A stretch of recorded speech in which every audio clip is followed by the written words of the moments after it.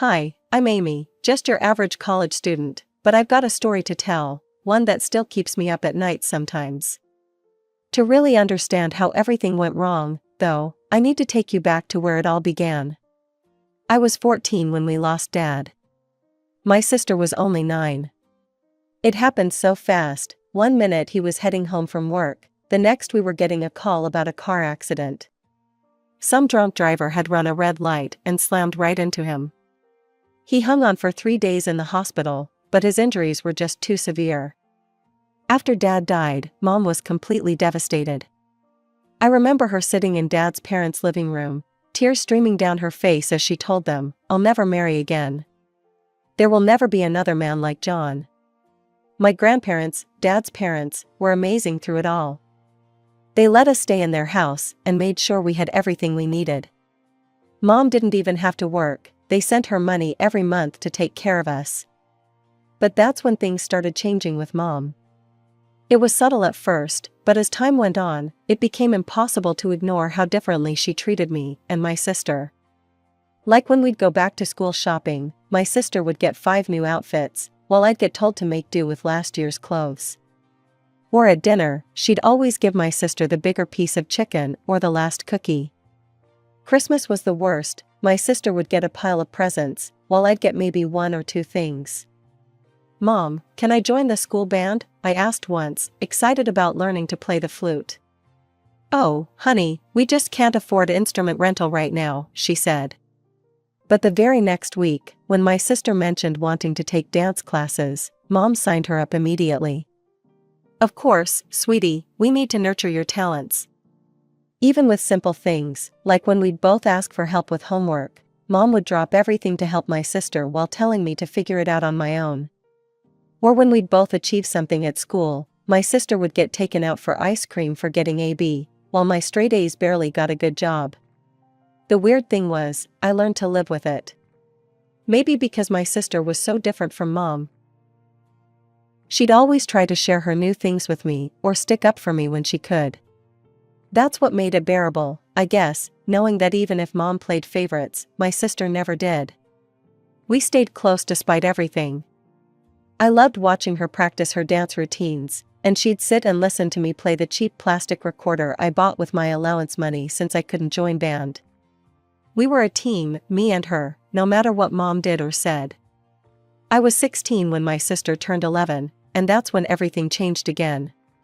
What started as routine blood work during a regular checkup turned into our worst nightmare. Sarah was diagnosed with kidney failure. I still remember sitting in the sterile hospital waiting room while the doctor explained everything to Mom. The words felt like they were coming from underwater: chronic kidney disease, treatment options, long-term care plans. Sarah, my vibrant little sister who loved to dance and could make anyone smile, was suddenly a patient. The diagnosis brought us even closer together. While Mom spent hours researching treatments and talking to doctors, I'd sit with Sarah during her appointments, playing card games and making up silly stories to distract her. We'd laugh together about the awful hospital food and make plans for all the things we'd do once she felt better. Mom barely noticed I was there. She'd spend hours discussing Sarah's treatment with the doctors, completely forgetting I was in the room. When she did acknowledge me, it was usually just to send me to get something for Sarah or to tell me to be quieter. But I understood, Sarah was sick, she needed the attention more than I did. Before I knew it, I was 18 and graduating high school. My grades were good enough to get me a partial scholarship to a college in another state. Grandma and Grandpa stepped in again, offering to cover the rest of my tuition and expenses. Mom barely made it to the ceremony. She was late because Sarah had a doctor's appointment that morning. She didn't even stay for pictures, rushing off to get Sarah to another appointment. But again, I couldn't blame her. Sarah's health had to come first. College was like stepping into another world. Suddenly, I was hundreds of miles away from the family drama, making new friends, taking interesting classes, and finally feeling like I could breathe. I called Sarah and my grandparents regularly, sharing stories about my classes and campus life. Sarah would tell me about her treatments and how she was feeling, while Grandma and Grandpa kept me updated on everything happening at home. Mom rarely called. When she did, it was usually to tell me about Sarah's latest test results or to remind me to call my sister more often. She never asked about my classes or how I was doing. But that was okay, I was used to it by now. I was in the middle of my junior year when everything fell apart. It was just after midnight when my phone rang, Mom's number lighting up the screen. My stomach dropped, she never called this late. Amy? Her voice was raw, hysterical. Sarah's in the hospital. Her kidneys, they've completely failed. She's on a hemodialysis machine. I could hear her crying through the phone. You need to come home right now.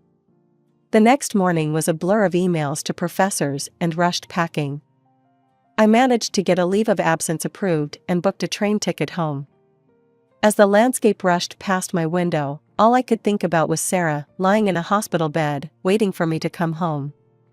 Mom was waiting for me at the train station, pacing back and forth on the platform. She looked like she hadn't slept in days, her hair was messy, her clothes wrinkled, and there were dark circles under her eyes. As soon as she saw me, she grabbed my arm and started pulling me toward the parking lot. The entire car ride home was filled with Mom's endless stream of words about Sarah's condition. How pale she looked during the procedures. How much weight she'd lost. How she could barely eat because the medications made her nauseated.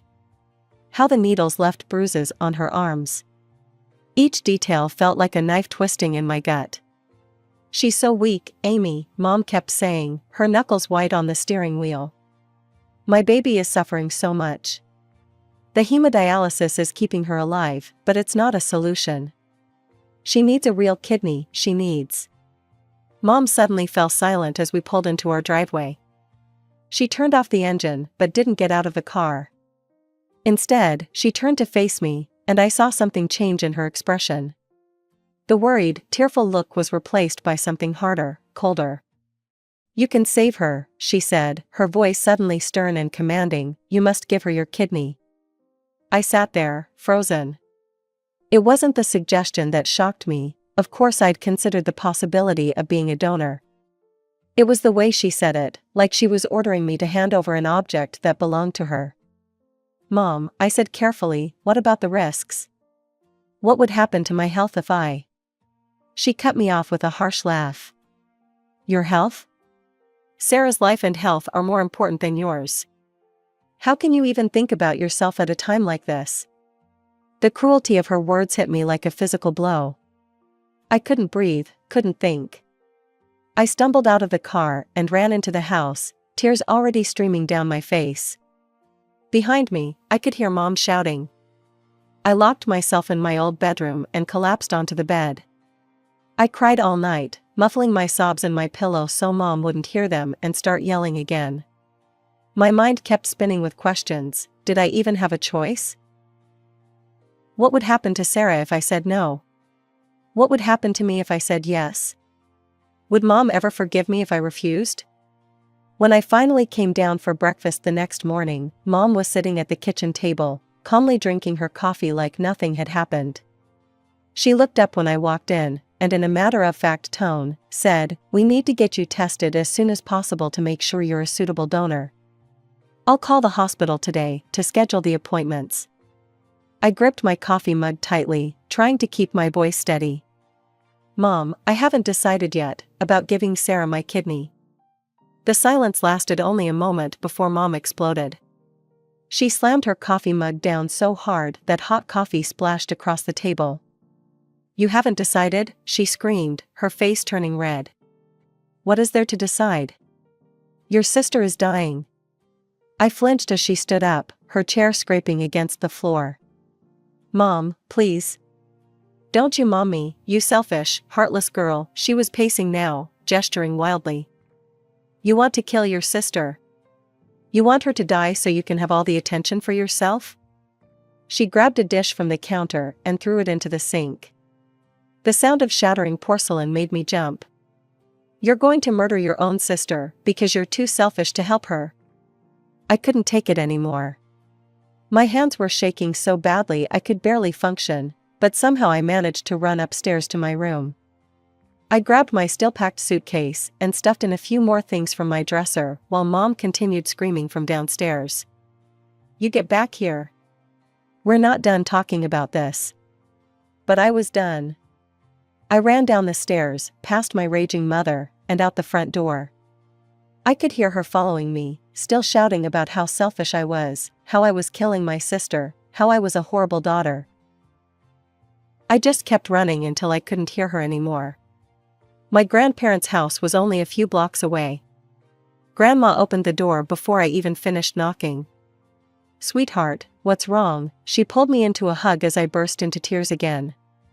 Grandpa appeared behind her, his face concerned.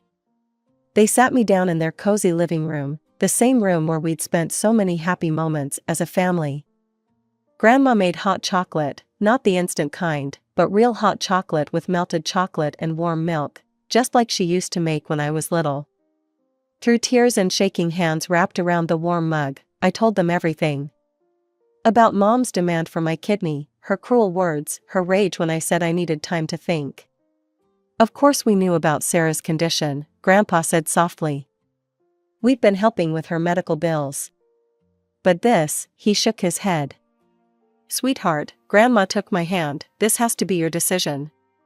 Nobody, not even your mother, has the right to demand something like this from you. It's your body, your choice." My phone kept buzzing in my pocket. Mom's name flashed on the screen over and over. "Get tested immediately. Your sister needs you. Stop being so selfish. I can't believe you're doing this to your own sister." I turned off my phone. The next morning, we were sitting at breakfast when we heard the front door slam open. Mom burst into the dining room like a hurricane, her hair wild, her eyes blazing. "You're coming home right now," she demanded, pointing at me. "We're going to the hospital to get you tested." "She's your daughter too," Grandma said, putting her arm around my shoulders. "You can't force her to give up a kidney. Even for Sarah's sake." "The hell I can't." Mom's voice reached a new pitch of hysteria. "She has to do it. And if she doesn't," she turned to me, her eyes cold and hard.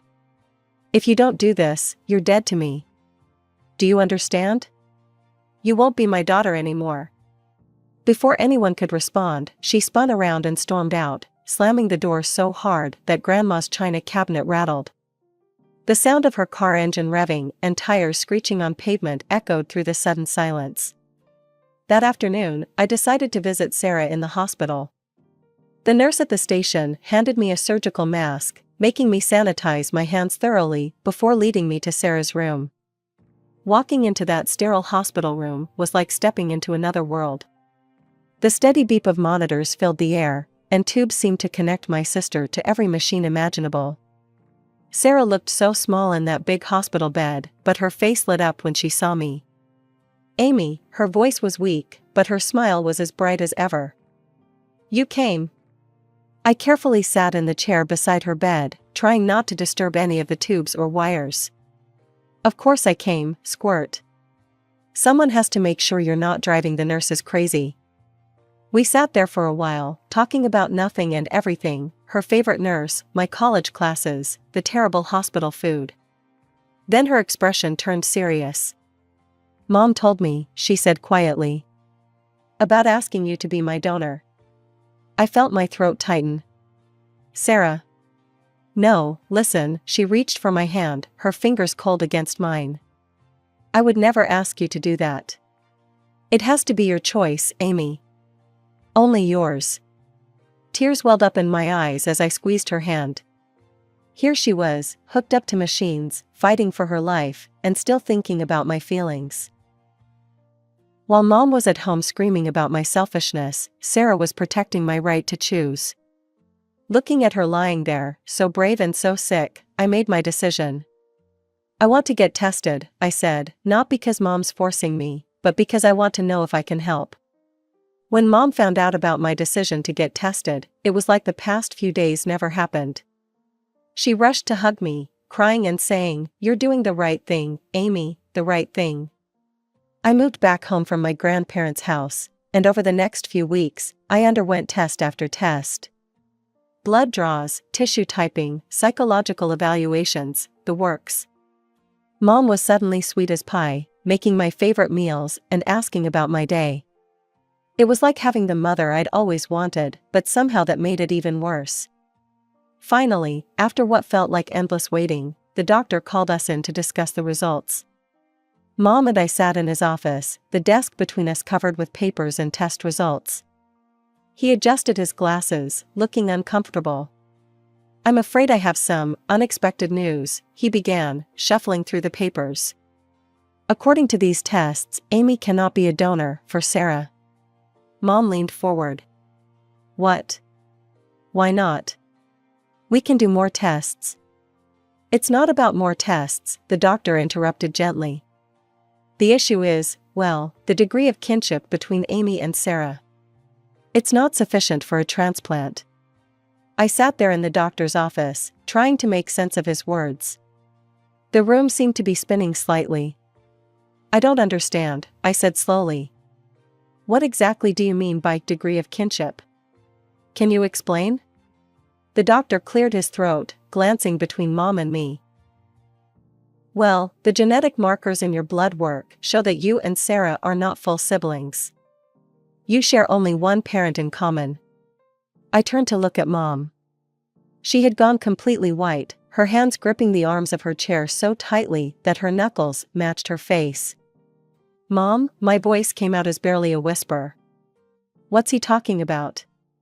How is this possible?"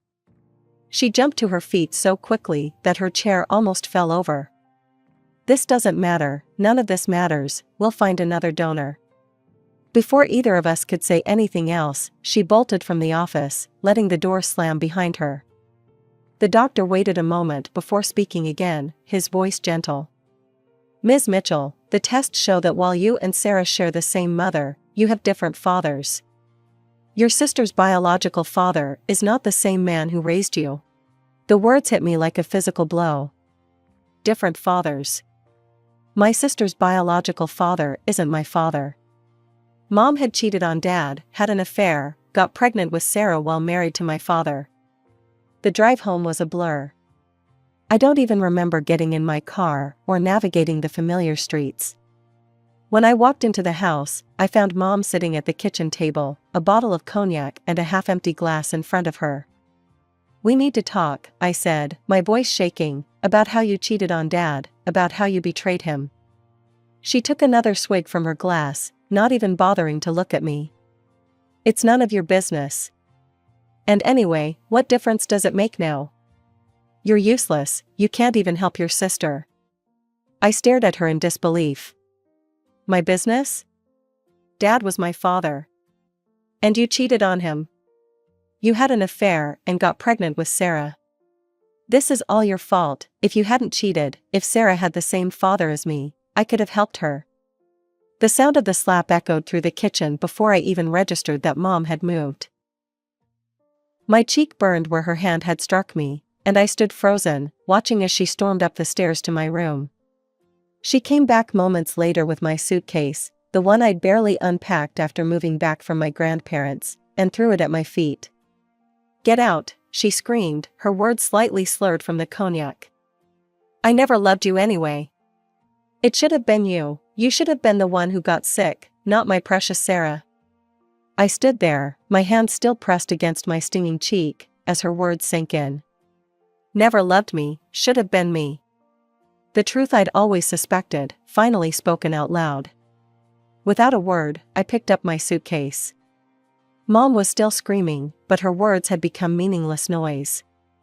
I walked out the front door, pulling it closed behind me, cutting off her voice mid-rant. I found myself back at my grandparents' doorstep, tears streaming down my face. This time when Grandma opened the door, I couldn't even speak, I just fell into her arms, sobbing. They sat me down in the kitchen, and through hiccuping breaths, I told them everything.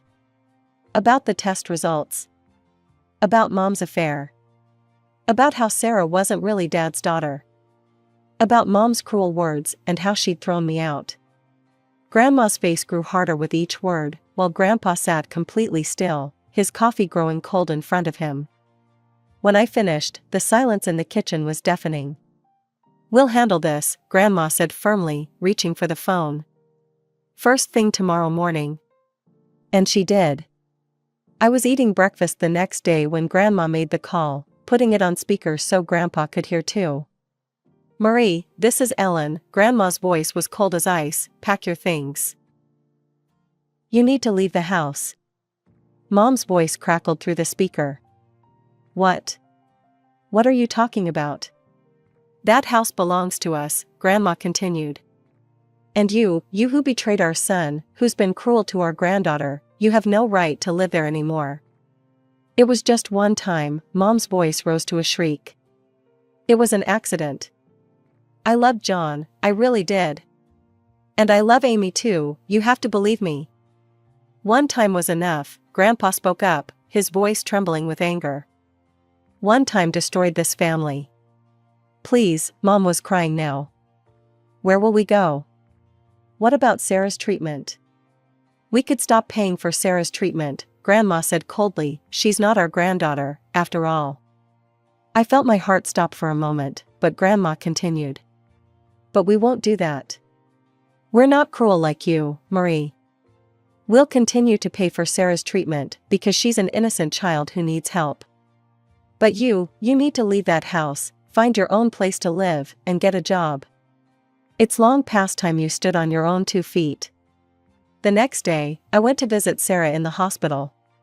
She looked even smaller than before, if that was possible. When I walked in, she gave me a weak smile. Hey, she said softly. So I guess we know why you can't be my donor now. Different dads, who would have thought, right? Listen to me, I squeezed her hand, nothing has changed between us. You're still my sister, and I still love you. Grandma and Grandpa are going to keep helping with your treatment. We're going to find you a donor, Sarah. I promise. Really? Her eyes filled with tears. Even though I'm not really there? Really, I cut her off firmly. Family isn't just about blood. It's about love. And you're my sister, no matter what any test says. It's been 3 months since everything fell apart, though sometimes it feels like years. I'm back at college now, trying to focus on my studies and build some kind of normal life. Mom is still living in the house. Grandma and Grandpa decided to let her stay, not for her sake, but for Sarah's. She needs someone to drive her to dialysis, Grandpa explained when I questioned their decision. And someone needs to be there when she's not feeling well. Sarah goes to the hemodialysis center 3 times a week. It's hard on her body, but she's tough. We talk on the phone almost every day, and she never complains, though I can sometimes hear the exhaustion in her voice. But last week, everything changed. Sarah called me, and for the first time in months, she sounded excited. Amy, she practically shouted into the phone. They found a donor. The doctor just told us. There was this man, he died in an accident, but he was an organ donor. And I'm a match. She was crying now, happy tears. I'm getting a kidney, Amy. I might actually get better. I found myself crying too, relief washing over me like a wave. After everything we'd been through, finally some good news. When I want to see Sarah now, I arrange it through our grandparents. She comes to their house, and we spend time together there, away from Mom.